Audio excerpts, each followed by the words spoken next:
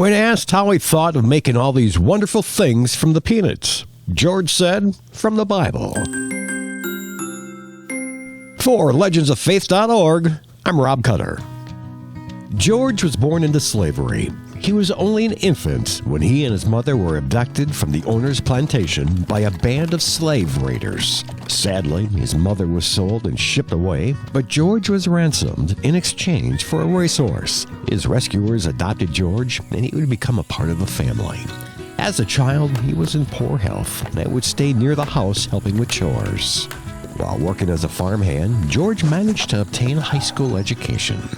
He worked his way through school and received a degree in agricultural science. After graduating, he served on the college's faculty. After a few years, he landed a job at a southern university where he devoted his life to southern agriculture. He would visit nearby farms and visit with the farmers and would teach them farming techniques, such as crop rotation, and show them the benefits by planting peanuts, which would replenish the soil with nitrogen.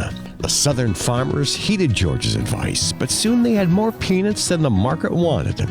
So George rolled up his sleeves, and he was determined to find more uses for peanuts and increase the market for them. The products he derived from the peanuts and soybeans revolutionized the economy of the South by liberating it from the excessive dependence on cotton. He would develop 300 different ways for the use of peanuts, creating oils, milk, soaps, and more. His promotion of the peanuts brought him national recognition.